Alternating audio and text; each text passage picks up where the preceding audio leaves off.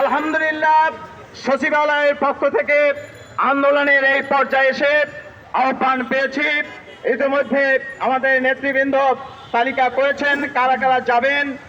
আমাদের পক্ষ থেকে আপনাদের কাছে অনুরোধ, আপনারা ততক্ষণ পর্যন্ত এখানে বসে থাকবেন যতক্ষণ পর্যন্ত আমাদের নেতৃবৃন্দ না আসে।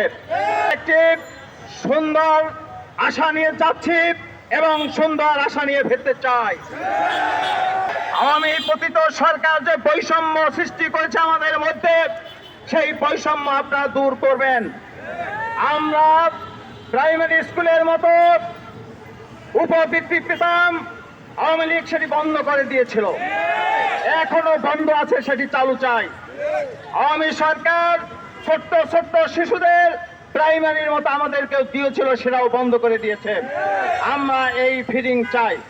আমরা চাই সারা দেশে শেখ হাসিনা যেমন ভাবে registered primary, satellite primary, community primary এক ঘোষণায় সরকারি করেছে, আমরা ইবতেদায়ী মাদ্রাসার সকল পর্যায়ে ইবতেদায়ী সরকারিকরণ চাই। আমরা নেতৃবৃন্দ আশ্বাস দিয়ে যাচ্ছি, আপনাদের এই দাবি মেনে নেবেন ইনশাআল্লাহ। আপনারা যারা মিডিয়া আছেন, গোয়েন্দা সংস্থা আছেন, তারা এখনই তাদেরকে জানিয়ে দিন, ওখানে গিয়ে কোনো ছলচাতুরি আমরা সহ্য করব না। আমরা যেটা আশ্বাস দিয়ে যাচ্ছি, আপনারা বসবেন। এই বসা যদি তারা সম্মান দেখাতে না পারে, কিভাবে সম্মান আদায় করতে হয় আমাদের জানা রয়েছে।